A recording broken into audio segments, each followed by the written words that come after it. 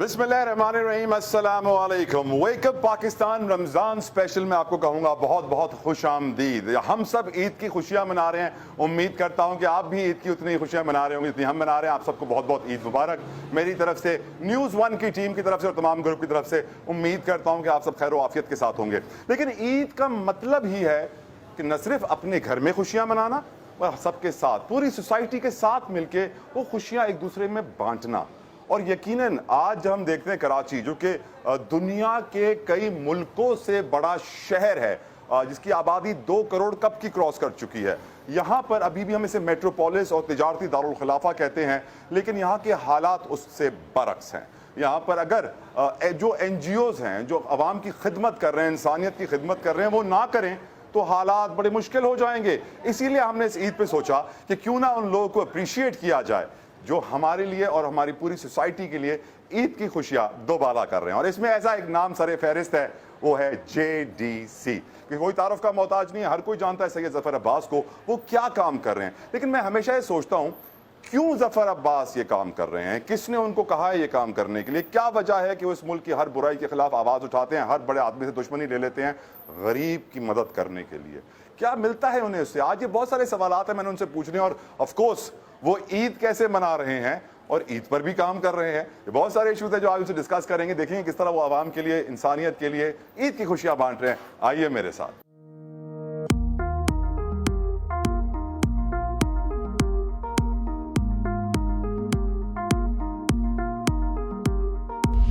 हम मौजूद हैं इस वक्त जफर अब्बास साहब के कमरे में। बड़ा खूबसूरत इनका कमरा है, मुझे बड़ा पसंद आया क्योंकि इस कमरे की दोनों दीवारों पे आप इनकी पूरी ज़िंदगी की मेहनत नज़र आती है। क्योंकि यकीनन JDC इनके हाथों में पैदा हुआ और फिर इन्होंने बड़ी मेहनत की। इनकी अर्ली लाइफ के कुछ सवालात हैं मेरे जहन में जो मैं इनसे पूछना चाहता हूँ कि आज अगर सैयद जफर अब्बास JDC के सरबराह ना होते तो क्या होते? मैं देखें JDC एक फलाई इदारा है और मैं जो हूँ एक पैदाइशी रज़ाकार हूँ। तो मैं क्या मतलब पैदाइशी रज़ाकार? Please explain. देखें, जो लोग आपके घर में आपके वालिदैन या कोई मेहमान बिलफर्ज कोई मिठाई लेकर आया, मिक्स मिठाई का डब्बा लाया और उसमें 3 गुलाब जामुन है और आप 4 बहन भाई और चारों को गुलाब जामुन पसंद है, तो चारों बहन भाइयों में अक्सर घरों में कोई एक बच्चा खुद से विड्रॉ कर जाता है बोल के कि मुझे गुलाब जामुन पसंद नहीं। कितने भाई बहन थे आप? हम 4 भाई 1 बहन। 4 भाई और 1 बहन। आपका नंबर उनमें कहाँ है? सेकंड। ऊपर से नीचे से? ऊपर से। सेकंड बड़े आप थे घर के, तो आप हमेशा से कुर्बानियां देते थे अपने भाई बहनों के लिए। कुर्बानी मैटर नहीं होता, सोच बहुत अलग होती है, सोचने का अंदाज बहुत अलग होता है, देखने का अंदाज बहुत अलग होता है। और ये सोच आपकी बचपन से आप कह रहे हैं? हाँ, ये पैदाइशी होती है। मतलब ये आपको, अगर आपका कोई दोस्त आपसे आपकी कोई नई शर्ट मांग रहा है, अब इंसान की आर्जू होती है नई खरीदी पहली दफ़ा तो कम से कम मैं पहनूं, तो हमारे जैसे लोग जो होते हैं वो ये सब चीज़ें। यानी दोस्त ने बोला यार आपकी घड़ी मुझे अच्छी लग रही है, आपने फौरन उतार के बोला ये लें? हाँ। अल्लाह अकबर। जो मेरा नहीं, जो भी पैदाइशी रज़ाकार हैं, देखिए हमारे मुल्क में तो हर काम ही निराला है। यहाँ तो आप बहुत बड़े कोई सुपरस्टार हैं और आपने एक दिन बोला हाँ भाई मैं आज से रज़ाकार भी हो गया हूँ, तो आप रज़ाकार भी हो गए, आपको पूरी दुनिया पैसा भी दे देगी, लेकिन कोई आपसे ये नहीं पूछेगा कि गरीब औरत आपके दरवाजे तक आएगी कैसे, वो दरवाज़ा कहाँ है। तो ये सब सवालात नहीं है। अब ये हमारे जैसे लोग वो होते हैं कि अगर हम सड़क पे जा रहे हैं, हमें कोई पत्थर नजर आएगा तो हम रुकेंगे। जफर भाई JDC कैसे शुरू किया? 2003 से हम ब्लड खून जमा करते थे, जो अंदरूनी सिंध से मरीज़ आते थे कराची इलाज कराने के लिए, तो जिना अस्पताल के बाहर फिर वो नशइयों से खून लेते थे 300-400 रुपए का। तो ये एक बड़ा मसला था। तो हमने 2003 में एक इदारा बनाया, खैरुल अमल वर्किंग कमेटी, और हम लोग फिर खून जमा करते थे मुख्तलिफ जामियात में और हुसैनी ब्लड बैंक के थ्रू, जो पाकिस्तान का सबसे बड़ा ब्लड बैंक है, और हम वहीं पर जमा करा देते थे खून। और फिर हम वो बुक जो होती थी जिना अस्पताल के बाहर हमारी टीम लेके मौजूद होती थी, तो जो भी अंदरूनी सिंध से मरीज़ आते थे और उनको खून की ज़रूरत है, बिलफर्ज बच्चे का ऑपरेशन है, 10 बोतल खून चाहिए, 12 बोतल चाहिए, 25 बोतल चाहिए, तो उसको 25 टोकन फाड़ के दे दिए, आप चले जाएँ हुसैनी ब्लड बैंक, हमारा अकाउंट है, ले लें। तो उसको एक तो बेचारी डिप्रेशन के डोनर कहाँ ढूंढेगा। कितने साल आपने ये काम किया? 2010 तक ये काम चला। 3 से लेके 10 तक 7 साल। उसके बाद क्या हुआ? उसके बाद 2010 का सैलाब आया। जब 2010 का सैलाब आया, बहुत शोर मचा, फिर हम गए, हमने जाके देखा अंदर हालात, गिलगित से लेकर और बलूचिस्तान के बॉर्डर तक ये सैलाब था। तो हमने बहुत सारी ऐसी चीज़ें देखी जिसने हमारी रूह को हिला दिया। मतलब हम बहुत पूरा कराची तो आपको पता नहीं दुनिया में सबसे बड़ा शहर है जो इमदाद करता है चैरिटी। पाकिस्तान में भी कराची के लेवल पे कोई शहर नहीं है जो इमदाद के हवाले से हो। तो इतनी इमदाद जारी है, फिर इमदाद जहाँ पहुँच रही है हमने जाके देखा, वहाँ बहुत सारी चीज़ें नोट की, कुछ सवालात ऐसे थे जिस पर हमें बड़ी उलझन हुई। उस वक्त आपकी उम्र क्या थी? उस वक्त मेरी उम्र होगी आज से 13 साल कम कर लें, 27 साल होगी, ओके। 26 साल होगी। तो फिर 2010 में आपने फिर फैसला किया जेडीसी को हाँ, फिर ये हमने वो इदारा जो था खैरुल वर्किंग कमेटी, उसका नाम चेंज किया और बाकायदा तौर पे एक डिज़ास्टर मैनेजमेंट का इदारा तरतीब दिया। और फिर हमने पहले दिन ये ऐलान किया कि जो कुछ हम देख के आए थे इमदाद के नाम पे, हमने कहा हम ऐसा कुछ भी नहीं करेंगे। और हमने आयशा मंजिल पे पहला कैंप लगाया चौरंगी पे, और इमदाद का और खुदा का करना ये हुआ कि अभी कैंप लग रहा था कि बारिश शुरू हो गई, और उसी बारिश के अंदर एक साहब 2 ट्रक आटे के लेकर खुद ब खुद रुके, बोले बेटा ये आप लोग कितने अरसे से काम कर रहे हैं? हमने कहा हमारा तो पहला दिन है। तो उन्होंने कहा यार ये मैं सैलाब ज़दगान के लिए आटा, पहले दिन आपको 2 ट्रक आटे के मिल गए? 2 ट्रक, मतलब अभी, और बारिश हो गई थी, हम तो मायूस हो गए थे ना, बारिश हुई, हमने कहा ये लो, बारिश हो गई। तो उन्होंने फिर वो दोनों ट्रक हमें दिए, फ़ौरन प्लास्टिक अरेंज की, और बस फिर उस दिन से जो ट्रक भेजने शुरू किए। और पहले दिन से ये एजेंडा था कि किसी भी मुसीबत ज़दा से, सैलाब मुतासिर से ये पूछना ही नहीं है जाके कि तेरा मज़हब क्या है, तेरा मसलक क्या है, तेरी ज़बान क्या है, कुछ नहीं पूछना। लेकिन जो आपने नाम रखा अपनी ऑर्गेनाइजेशन का, Jafaria disaster management cell, disaster management cell, उसकी वजह से आपको तासुब का निशाना तो बनाया गया होगा। बनाए जितना बना। आप मुझे एक बात बताएं, पाकिस्तान में कोई भी फलाही इदारा जो मजबूत फलाही इदारे हों और जो आवाम के लिए काम करें, देखिए मुख्तलिफ किस्म के इदारे होते हैं, कुछ इंटरनेशनल इदारे होते हैं, उनकी ब्रांचेज होती हैं, मैं उनकी बात नहीं कर रहा। जो इदारा अवामी सपोर्ट से खड़ा होगा वो कम्युनिटी के बगैर खड़ा ही नहीं हो सकता। मैं अपने आने वाले जो बच्चे हैं जो हमें देखते हैं, हमसे सीखते हैं, मैं उनको भी बोलता हूँ, मैं कहता हूँ कम्युनिटी से सफर शुरू होता है और ह्यूमैनिटी तक जाता है। बात कम्युनिटी से शुरू होकर इंसानियत तक जाएगी। आप ईदी साहब को देख लें कहां से शुरू किया, आप छीपा साहब को देख लें कहां से शुरू किया, जिस इदारे का आप नाम ले लें। आपके दोस्त ज्यादा हैं या दुश्मन? हमारे दोस्त बहुत ज्यादा हैं और अल्हम्दुलिल्लाह। माफियाज दुश्मन हैं। जितनी भी माफियाज हैं, चाहे वो स्कूल माफिया हो, अस्पताल माफिया हो, लैब माफिया हो, गोश्त माफिया हो, दूध माफिया हो, फल के माफिया हो, गदागर माफिया, सब दुश्मन। तो जफर भाई क्या आपने ठेका लिया हुआ है तमाम माफियाज को ठीक करने का? अफसोस होता है ना जब कोई शख्स बच्चे का दूध ना होने की वजह से कूद जाता है छत से, खुदकुशी करता है, अफसोस होता है।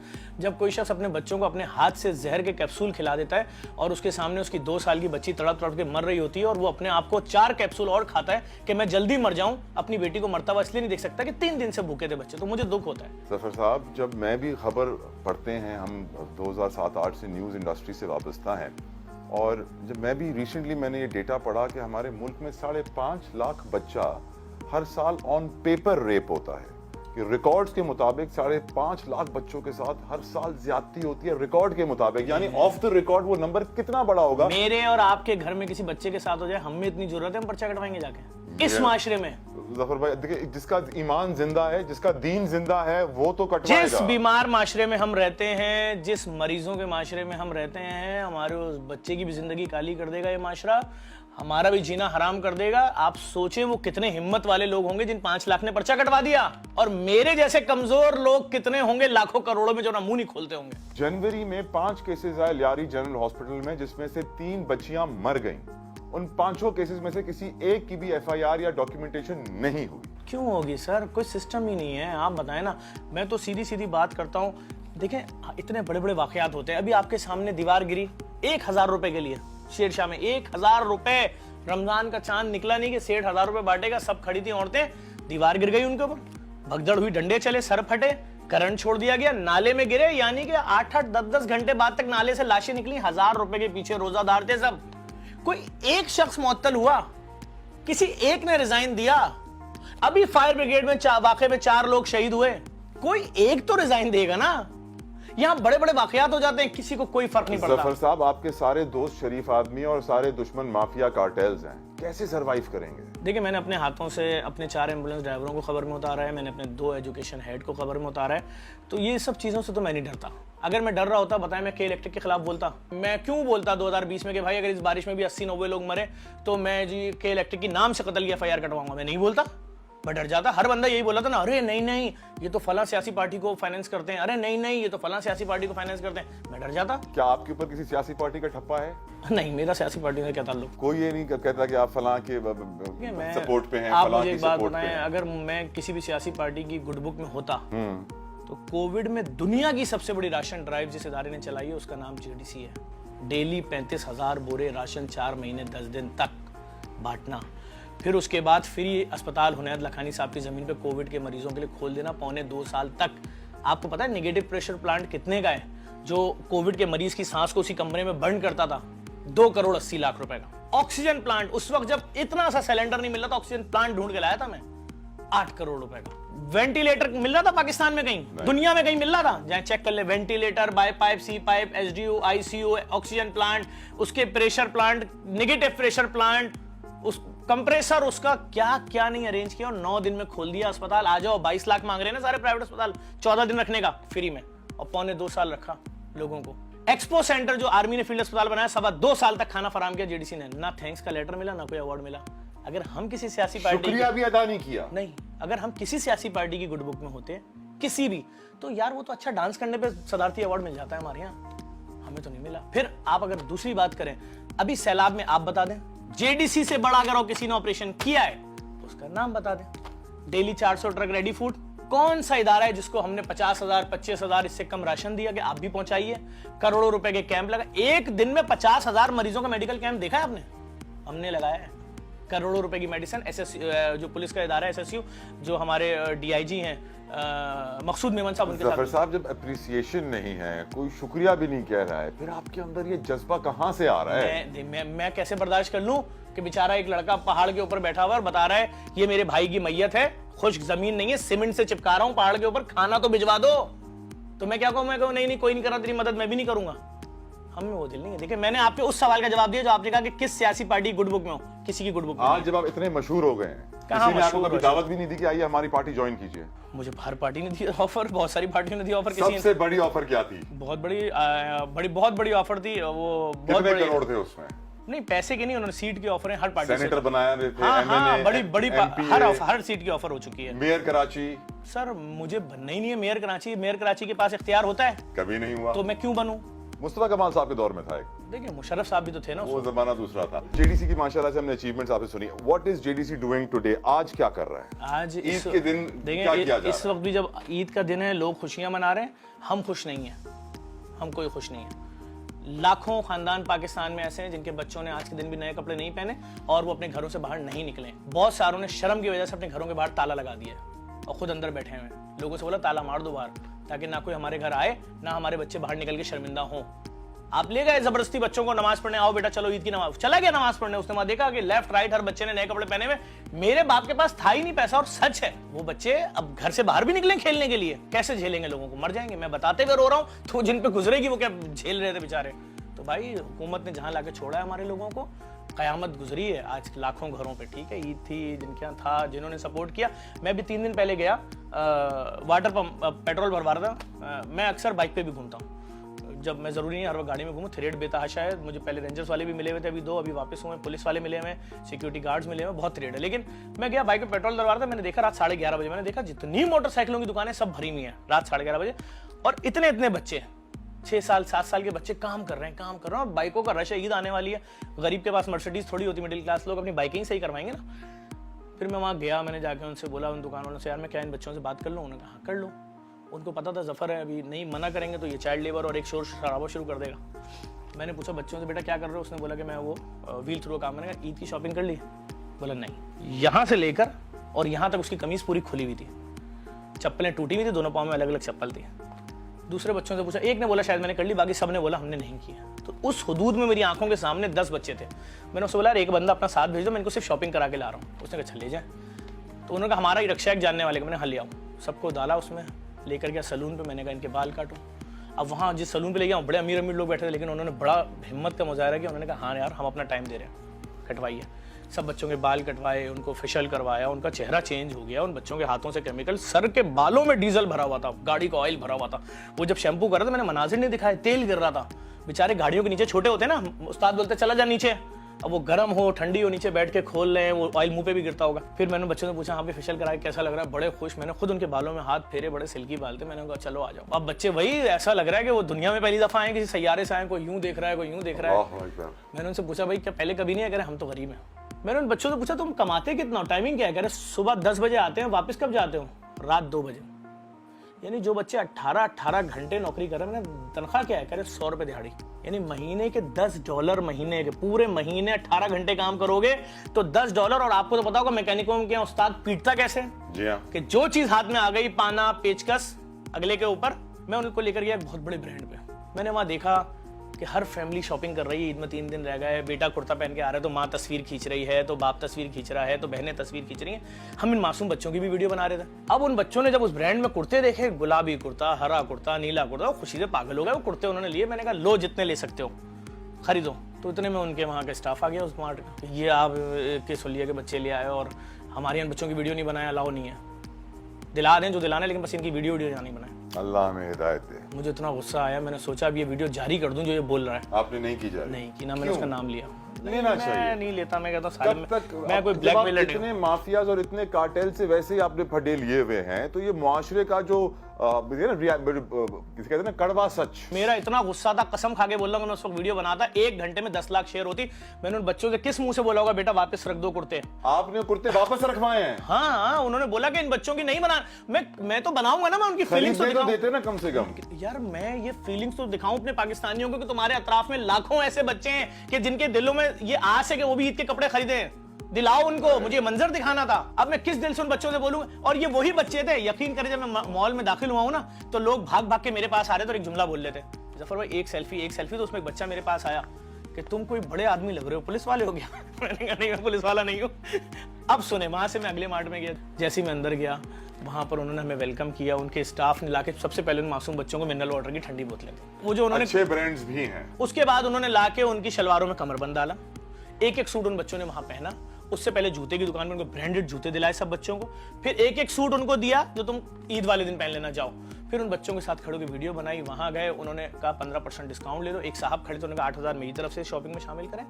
मैटर ये है, जहां इंसान है वहां दरिंदे भी हैं। मैंने निकलते जे.डॉट के जो मैनेजर तो सोच, मैंने खाली एक बात बता दे, ये जो बच्चे जिस सोलिया में दुकान में आए थे, आज से पहले तुम्हारे किसी भी सेंटर में इस तरह के बच्चे दाखिल हुए तो उसने कहा नहीं। तो देखें, उन बच्चों का नसीब था कि बेचारे उस दुकान से उठ के, नहीं तो मोटरसाइकिलों की दुकानें चांद रात को सुबह 6 बजे तक खुली होती हैं सलूनों की तरह। जब ये बच्चा 22 घंटे नौकरी करने के बाद घर जाता तो ईद मनाता? अभी भी नहीं मनाएगा। जफर अब्बास 10 साल के बाद कहां खड़ा होगा? जफर अब्बास को माफियाज 1 से 2 साल में ऊपर भेज देंगे, कंफर्म। पक्का है आपको? पक्का 100%। या तो हमें अपनी लाइन चेंज करनी पड़ेगी कि हम भी इनके अच्छे में शामिल हो जाएं, इनके बुरे में शामिल हो जाएं, इनकी पार्टियों में जाएं। पैसे ले लें? पैसा तो किसी भी मशहूर ब्रांड की मैं एक वीडियो बनाता हूँ, मुझे करोड़ों रुपए की ऑफर होती है, वो देते हैं, क्या हो गया? पैसा वैसा इशू नहीं मेरे लिए। लेकिन मैं इन लोगों से जो हमारी आवाम के दुश्मन है, मैं इनसे हाथ मिला लूँ, ये मेरे लिए मुमकिन नहीं है। आवाम का मुस्तकबिल कैसा नजर आ रहा है? आवाम का मुस्तकबिल अगर यही सब कुछ चला तो वहशतनाक, दहशतनाक है। अब मैं छोटी सी बात आज मैंने गवर्नर हाउस में की बैठ के, अभी 1-2 दिन पहले, कि हम पूरे सोशल मीडिया पे क्या देख रहे हैं कि इंडिया में लाइनें लगी हुई हैं, एप्पल स्टोर खुला है, लोग आ रहे हैं, अरबों खरबों रुपए की एक्सपोर्ट हो रही है उनकी डॉलर में। लोकल मर्सिडीज तैयार किया, खुद मर्सिडीज तैयार कर ली उन्होंने, कमाल फेर दिया।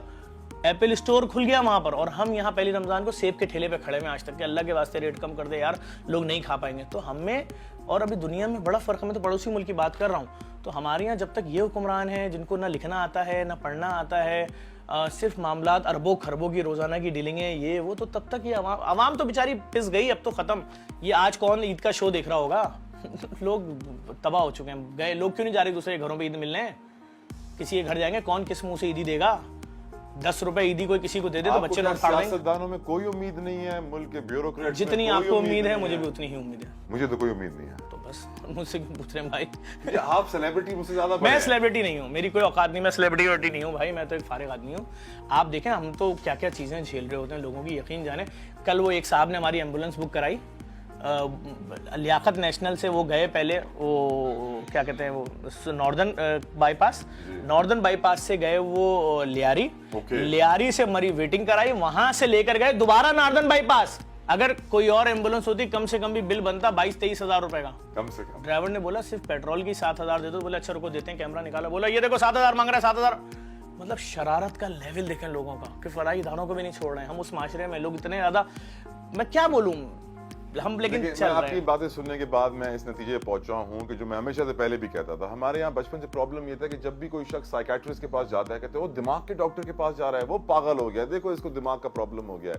जबकि दुनिया भर में साइकियाट्रिस्ट के पास जाना कोई बड़ी बात नहीं होती है। मेंटल डिसऑर्डर्स को रिकॉग्नाइज किया जाता है और उनका इलाज किया जाता है काउंसलिंग के थ्रू, दवाइयों के थ्रू।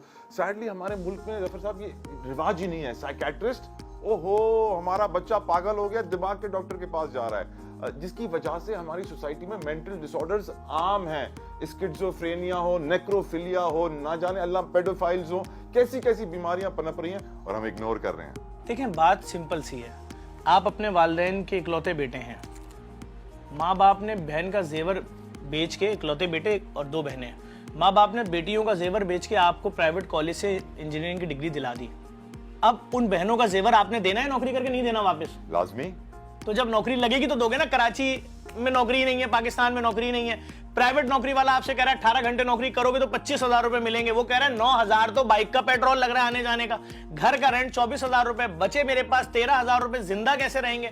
अब माँ उधर से चीख रही है, बाप उधर से चीख रहा है, बंदा नफ्सियाती मरीज नहीं होगा तो क्या होगा? इस मौके पर मैं फायदा उठाते हुए आपने कुछ फायर फाइटर्स को भी विजिट किया था जो हमारे यहाँ शहीद हुए थे जवान, और उनकी फैमिली का जब हाल बताया था तो जिसने भी देखा उसकी आंखों में आंसू आए और बड़े अफसोस का मकाम था कि हेलमेट ना होने की वजह से। हेलमेट, वर्दी नहीं है, लुंडे की शर्ट और उसकी पजामे। मैंने तो बोला एक चैनल पे, नेशनल टीवी पे, कि मैं रोडों से गुजरता हूँ तो लोग जब लंडा की शॉप परचेजिंग कर रहे होते हैं, टी शर्टें, मुझे पता ही नहीं होता मेरी कौम के हीरोज परचेजिंग कर रहे हैं, उनको आग बुझाने जाना है, शदीद आग के अंदर जाके हमारी जानें बचाएंगे। 20 रुपए की लंडा की टी शर्ट, 30 रुपए का लंडा का ट्राउजर, और उसके बाद मलबे में से मैयत जिस तरह खींची जा रही थी, कोई मशीन ही नहीं है, जैकी नहीं है जिसको ऊपर करके लाश निकाल लें। जब आपके अंदर इतना एहसास है, इतना जज्बा है खिदमत का, रजाकार हैं आप, तो क्यों नहीं सियासत में आते, क्यों नहीं कराची का मेयर बनना चाहते? क्योंकि लोग तो चाहेंगे कि ऐसा सच्चा इंसान जो सच की साइड लेता है, जो हर कार्टेल और हर माफिया से दुश्मनी लेता है, वो पावर में आए। क्यों नहीं जफर साहब? इख्तियार ही नहीं है, कुछ भी नहीं है। कौन लेट से अल्लाह की तो जात में उम्मीद है, अगर मौका मिले इख्तियार के साथ खिदमत करेंगे। कुछ नहीं, यहाँ कुछ भी नहीं है सर, हमने देख लिया है, यहाँ पर हम पैदा हुए हैं, ऐसी बात नहीं है। ना उम्मीद ही फैला रहे हैं। नहीं, मैं ना उम्मीद नहीं फैला रहा। हम बेशक अल्लाह से उम्मीद है, बेशक अल्लाह से उम्मीद है, तभी तो मैं आपके सामने बैठा हूँ।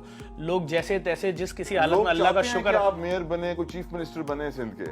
नहीं सर, मैं क्या बोलूँ, बेचारे लोग तो बहुत सादे हैं। लोग तो इस सैलाब के बाद भी क्या कुछ नहीं हुआ। अभी अब जब मैं आप और इस वक्त बातें कर रहे हैं, वो लोग जो अपने घरों में ईद की नशरियात टीवी पे देखा करते थे, इस वक्त भी अपने टूटे हुए मलबे के ऊपर बैठे होंगे यूं करके। सुना है फल फरोश भी आपके दुश्मन बन गए रमजान में।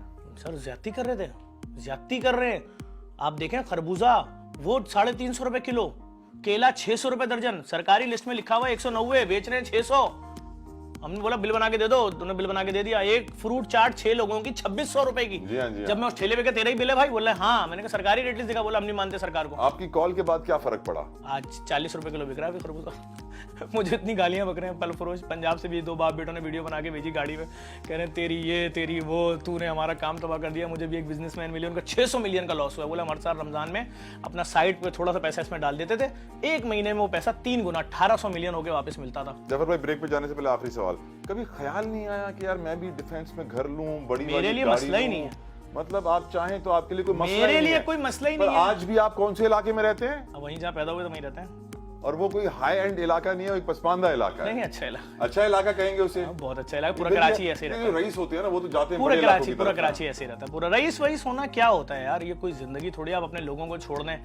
आप बोले चलो तुम पुल के उस तरफ वाले हो, तुम्हारा पैसे के पीछे भाग रही है, आप किसके पीछे भाग रहे हैं? पैसा हमारे लिए मसला नहीं आप है। किसके पीछे भाग रहे हैं?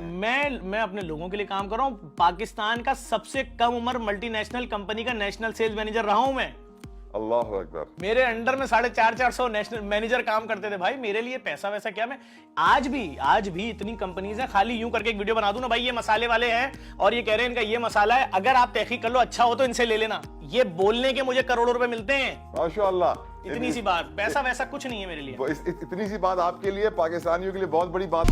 Welcome back to wake up Pakistan Eid special. और ईद की खुशियां बांटना ही इन समाजी एनजीओज का काम है। आज भी हमारा प्रोग्राम जेडीसी के ऊपर है और कोई ऐसा शख्स नहीं होगा पाकिस्तान में और पाकिस्तान से बाहर भी जो पाकिस्तान को फॉलो करता है वो जफर अब्बास को ना जानता। और यहाँ पर जेडीसी पर ईद के लिए बड़ा एहतमाम है, ईद के कपड़ों का बंदोबस्त किया गया है। चलते हैं जफर अब्बास के पास, बताएंगे कैसे कैसे कपड़े हैं, क्या क्या कपड़े हैं। ओवर टू यू जफर साहब।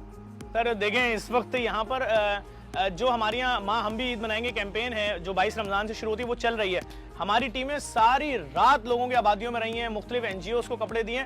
ये जो आज दिन में भी लोगों ने लाके कपड़े पहुंचाए हैं वो भी यहाँ लगे हुए। फैमिलीज आ रही हैं, सारा दिन अपनी पसंद के कपड़े ले रहे हैं और जा रहे हैं। जो अभी भी कपड़े बचेंगे वो आज रात भी हमारी टीमें लेकर जाएंगी, लोगों के घर में पहुंचाएंगी।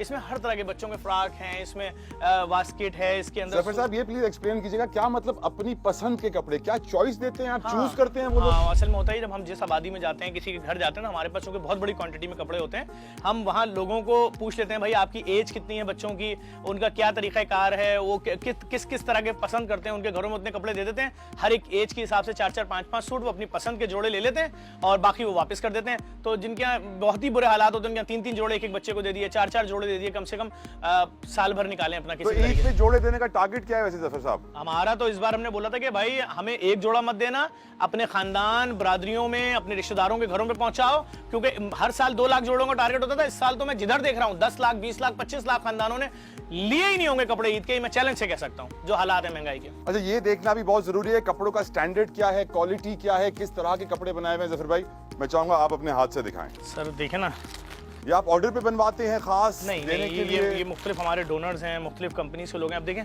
ये वही कपड़ा है जो हम अपने बच्चे को दिलाएंगे। देखें कितना प्यारा सूट है, ये बास्केट कितनी अच्छी है, देख रहे हैं आप? जी हाँ। तो ये अगर कोई किसी गरीब का बच्चा पहन के जाएगा ईद की नमाज पढ़ने, या ईद के बाद भी उस तक पहुंच जाएगा, साल भर उसके पास रहेगा, पहनेगा, भाई कोई तो उसकी आरज़ू पूरी होगी। और कितने कपड़े आपको कैसे मालूम पड़ता है कि घर में कितने भाती हैं, कितने कपड़े देने हैं? हमारी टीमें जिस आबादी में भी जा रही हैं, जैसे हमने अपने पेज पे वीडियोस डाल रहे हैं, औरंगी टाउन की अलग डाल रहे हैं, मलीर की अलग डाल रहे हैं, लांडी की अलग डाल रहे हैं। ये तो अभी जो पहुंचे देखे ना, पूरे कार्टन, कुर्ता पजामा, ये बोरे, ये सब, ये तो आज अभी जो पहुंच रहे हैं, जो लोगों ने भेजे हैं, किसी ने लाहौर से रवाना किया बस और ये पे। ड्राइव आपकी कब से शुरू है, कब तक चलेगी? ये 22 रमजान से शुरू है। हम वैसे सारा साल लोगों को कपड़े देते हैं, लेकिन अब चूंकि ये ईद के दिन है तो अभी भी हमारी आज रात में जो बचेंगे कपड़े वो सब जाएंगे, क्योंकि जो आज लाहौर से सामान पहुंच रहा है वो वाला सामान है। मैं देख रहा हूँ ये बड़े क्यूट से फ्रॉक्स भी हैं।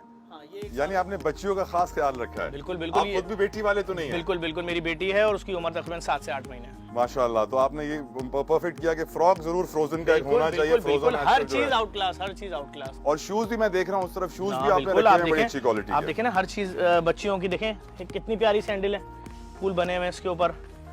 ये बच्चों की ये वाली सैंडल देखें जफर भाई, वैसे मैं इन जूतों के ऊपर जब देख रहा हूँ तो बड़े बड़े ब्रांड्स का नाम लिखा हुआ है, कोई छोटे ब्रांड या छोटी क्वालिटी की चीज तो है ही नहीं। ये तो मुखैर हजरात का कमाल है कि वो इतना भरोसा करते हैं और वो इस बात को समझते हैं कि दीन ने क्या बोला है, जो चीज़ अपने लिए पसंद करो वही किसी ज़रूरतमंद के लिए करो। ये तो उन लोगों का जज्बा है, किस तरह से सपोर्ट कर रहे हैं आप ये देखें खाली। मैं यकीनन यहाँ पे खराज तहसीन पेश करूंगा कि इस क्वालिटी और स्टैंडर्ड के कपड़े जिस तरीके से चॉइस और ऑप्शन दिया जा रहा है पाकिस्तान में, क्या मैं डाउट करता हूँ दुनिया में कोई ऐसा होगा जो इस जज्बे के साथ ये खैराती रजाकाराना तौर पे काम कर रहा है। क्योंकि आई थिंक ये अल्लाह की तरफ से फरिश्ते हैं जो पाकिस्तान को चला रहे हैं, नहीं तो पाकिस्तान यकीनन आज बड़ी मुश्किलात में, इस बात में तो कोई शक व शुबा नहीं है। लेकिन ईद की खुशियां इस लेवल पे बांटना बहुत बड़ी बात होती है, बहुत बड़ी बात होती है। ये अल्लाह ताला के प्यारे बंदे होते हैं जिनसे अल्लाह ताला अपना काम लेता है।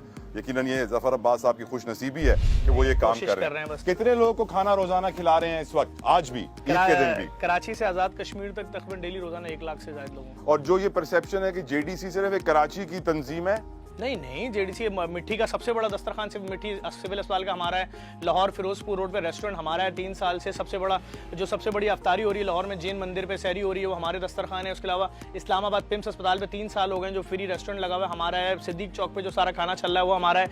आज़ाद कश्मीर में कोटली DHQ अस्पताल में जो रेस्टोरेंट बना हुआ है वो जेडीसी पाकिस्तान भर में काम कर रही है।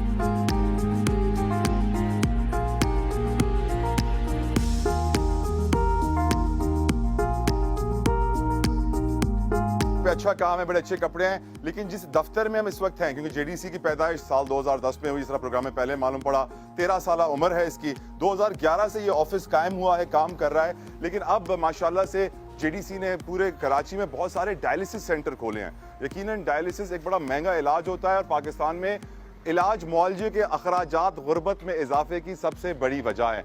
माशाल्लाह बड़ा खूबसूरत सा यहाँ पे बोर्ड भी है। मैं ये जानना चाहूँगा जफर भाई कि क्यों आपको डायलिसिस का ख्याल आया, डायलिसिस सेंटर क्यों आपने खोले हैं, कितने आपने खोले हैं, कितना इलाज हो रहा है, वाई? देखिए, जो भी गुर्दे का मरीज है, पाकिस्तान में 2.25 करोड़ गुर्दे के मरीज हैं। अब वो 2.25 करोड़ में जो डायलिसिस के ऊपर है वो महीने का, जब तक कब्र में नहीं जाएंगे, अगर उनका ट्रांसप्लांट नहीं हो रहा तो महीने का 1.5 से 3 लाख रुपए कहाँ से देंगे जब तक मरेंगे नहीं। अब अगर वो कोई 10 साल जिंदा है तो उसकी फैमिली तो 2.5 करोड़ रुपए की मखरूज हो जाएगी।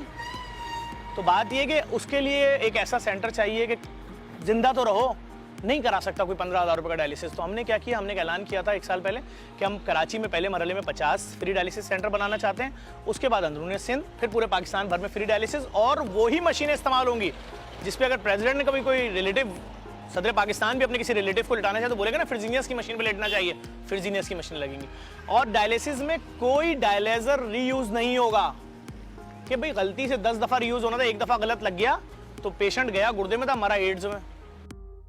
माशाल्लाह से इस बात में तो कोई शक व शुबा नहीं रहा हमें कि जीडीसी पाकिस्तान और पाकिस्तानियों की और इंसान और इंसानियत की खिदमत में पेश है, लेकिन मुस्तकबिल के लिए हम सब परेशान हैं ज़फ़र अब्बास साहब, और हम जानना चाहते हैं कि what is the way forward, रास्ता क्या है पाकिस्तानियों को सही राह पे लाने के लिए, पैरों पे खड़ा करने के लिए, इंसान बनाने के लिए। सर पाकिस्तानी बहुत इंसान हैं, बहुत पढ़े लिखे हैं, बहुत बड़ा इनका दिल है। यकीन जाने अगर किसी आदमी को 20 कोड़े मारे जाए ना तो वो तिलमिला उठेगा, पागल हो जाएगा। और ये वो आवाम है जो हुक्मरानों के डेली 200 कोड़े खाने के बाद भी ना उफ करती है और कुछ नहीं, अपने काम में लगे, मजदूरी किए जा रहे हैं, मेहनत किए जा रहे हैं। एक नौकरी से पूरा नहीं हो रहा। 150 रुपए वाली कुकिंग ऑयल की थैली 650 की हो गई, 300 वाला आटे का थैला 10 किलो का 1900 का हो गया। तो दूसरी नौकरियां शुरू कर दी कि सुबह 6 बजे जा रहे हैं, शाम 7 बजे आ रहे हैं, 8 बजे दोबारा दूसरी नौकरी पे जा रहे हैं, रात 12 बजे आ रहे हैं। और उसके बाद भी बोल रहे हैं जफर भाई यार 4 घंटे की कोई नौकरी तो करा दो, सुबह 4 बजे तक वो भी कर लूंगा। क्यों? भूख से खुद लड़ लेंगे। ना महंगाई के खिलाफ बोलते हैं इतने अच्छे लोग हैं, ना जुल्म के खिलाफ बोलते हैं इतने अच्छे लोग हैं, हर चीज सह रहे हैं खामोशी से। तो ये तो अच्छे लोग हैं, ये इनको क्या बोलते, कुछ भी नहीं बोलेंगे, कुछ नहीं बोलते ये लोग, ये बहुत सादे लोग हैं। और इनके साथ जो जुल्म हो रहा है उसकी मिसाल दुनिया में तारीफ नहीं मिलती। माशाल्लाह आपने बहुत अच्छा काम किया है, मैं देख रहा हूँ आपका ऑफिस कहाँ से कहाँ, आपकी तंजीम पूरे पाकिस्तान में जिस तरह फैली है। अब ईद के दिन भी आप काम कर रहे हैं, ये कैसी जिंदगी है यार? यार अब देखें ना, इतना कपड़ा जो आया हुआ है, अगर ये कपड़ा एक दिन पहले पहुंच जाता तो कितने बच्चे आज लहक लहक के मोहल्ले में घूम रहे होते।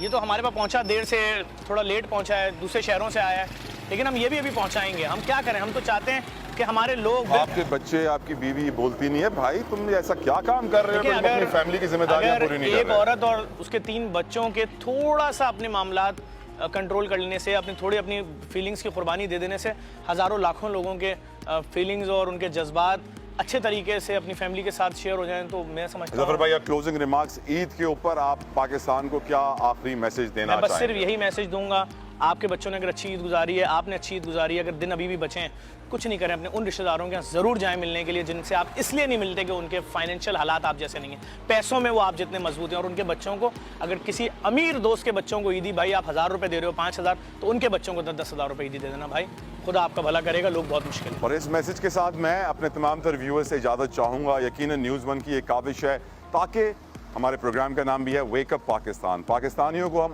उठाएं, उनमें शऊर उजागर करें और उनको बताएं कि हम सब मिलकर ही पाकिस्तान को अपने पैरों पे खड़ा करेंगे और कोई रास्ता नहीं है। मुझे इजाज़त दीजिए, until next time. Zafar Abbas साहब आपका बहुत बहुत शुक्रिया। आपका शुक्रिया।